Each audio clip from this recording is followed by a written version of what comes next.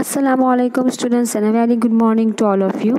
Today I am going to start our chapter number 6, that is World After 1945. Means in this chapter we will learn about the whole world after the year 1945, that how world is changed after 1945.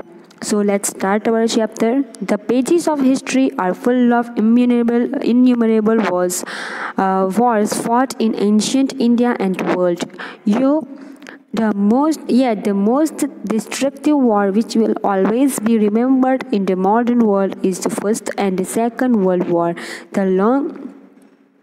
The League of Nations was formed with the purpose of establishing permanent peace in the world, but due to a certain limitations it failed, and 1939 World War II broke out.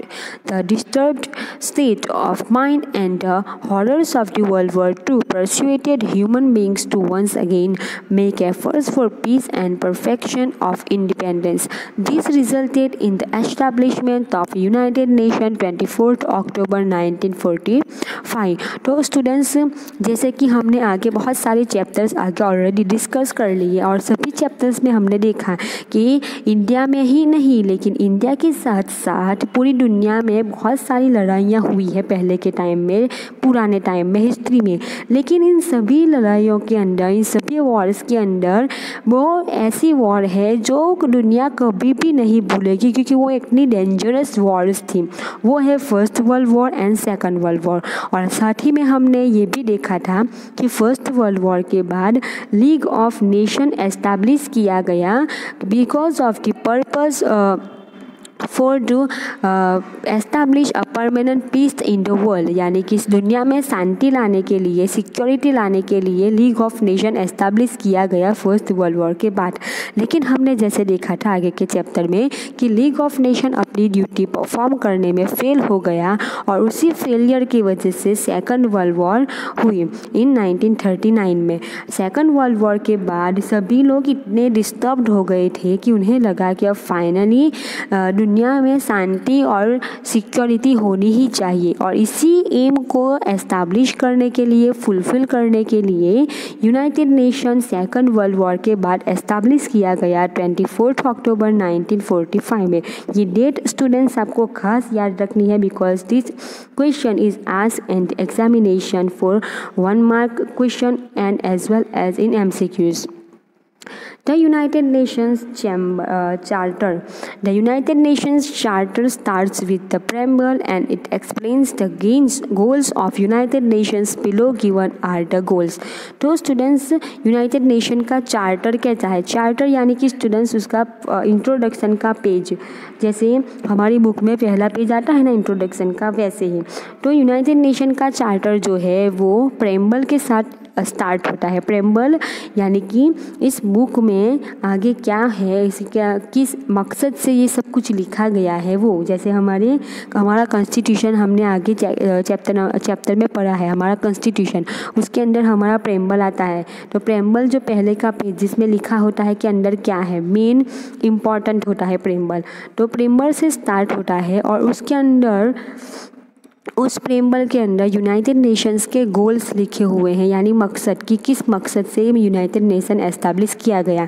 तो कौन से goals हैं वो यहाँ पे नीचे दिए गए हैं। फर्स्ट है, there is a determination to save the future generation from the pangs of all destructive war, यानी पहला मकसद है कि सभी जनरेशन्स को, फ्यूचर जनरेशन्स को भी ये जो डिस्ट्रक्टिव वॉर्स होती है, डिस्ट्रक्टिव यानी जो सब कुछ विनाश कर दे, तो विनाशकारी जो लड़ाइयाँ होती है उनसे बचाना है।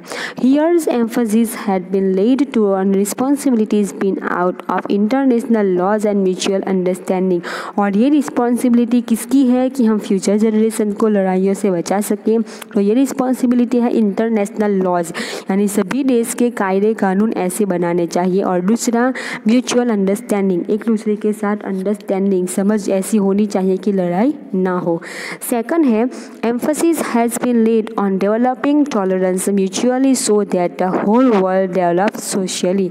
दूसरा ये है कि हमें उसके ऊपर ज़्यादातर फोर्स देना चाहिए कि एक दूसरे के साथ टॉलरेंस हमें करना चाहिए, एडजस्ट करने, जैसे कि जिसकी वजह से लड़ाई ना हो। थर्ड है economic, social and cultural problem should be solve with the intervention of United nation. Intervention यानी कि बीच में बोलना। तो पूरे वर्ल्ड के अंदर अलग अलग देश में जो भी इकोनॉमिक, सोशल या कल्चरल प्रॉब्लम होगी वो यूनाइटेड नेशन बीच में रह के सॉल्व करेगा, यानी वो फैसला सुनाएगा और वो फैसला सबको मानना होगा। And human rights as well as basic freedom about should be determined irrespective of caste, language, gender और religion। मेन बात कि जो ह्यूमन राइट है, हमारे अधिकार, वो हर एक पर्सन को अधिकार मिलने चाहिए विदाउट एनी डिस्क्रिमिनेशन, यानी कि किसी भी टाइप के भेदभाव के बिना, कास्ट या लैंग्वेज, जेंडर, रिलीजन, किसी भी टाइप के भेदभाव बिना सभी को अपने अधिकार मिलने चाहिए। फोर्थ है lastly appeal to all the nations for cooperation to achieve this objective, यानी आगे जितने भी ऑब्जेक्टिव है इन सभी ऑब्जेक्टिव को फुलफिल करने के लिए सभी देश से ये अपील की जाती है कि वो कोऑपरेट करें। Thus, United Nations Charter concluded dismissal of war and constant urge for peace is the main objective of United Nation। यानी इस चार्टर से स्टूडेंट्स हमें ये देखने को मिलता है कि यूनाइटेड नेशंस कॉन्स्टेंटली दुनिया को लड़ाई से दूर रखना चाहते हैं और दुनिया में शांति लानी चाहते हैं। अब हम देखेंगे स्टूडेंट्स, हमारा नेक्स्ट टॉपिक है cold war 1945 to 1962 reasons and consequences means है रिजल्ट, परिणाम। तो कोल्ड वॉर का रीज़न क्या था, किस वजह से कोल्ड वॉर हुई और उसका रिजल्ट क्या आया। तो the world war II got over, it resulted into creation of America and Russia as a superpowers while taking the place of England and hence in war England, France, Russia, America were together, but Russian administration policies created differences and thus America and England separated। तो students आगे हमने world war II के बारे में एक separate अलग से chapter पढ़ा था, उसमें हमने देखा था कि वर्ल्ड वॉर II में रसिया, इंग्लैंड, अमेरिका सब देश साथ में थे, एक ही ग्रुप में थे। लेकिन जैसे वर्ल्ड वॉर II ख़त्म हुआ तो इंग्लैंड और अमेरिका देश अलग हो गए, दुश्मन हो गए। और दूसरी बात कि पूरी दुनिया में सिर्फ 2 सुपर पावर रह गई, एक अमेरिका और दूसरा रसिया, यानी पूरी दुनिया में वर्ल्ड वॉर II के एंड होने तक सिर्फ 2 ही सुपर पावर थे, 2 ही देश, एक था अमेरिका और एक था रसिया।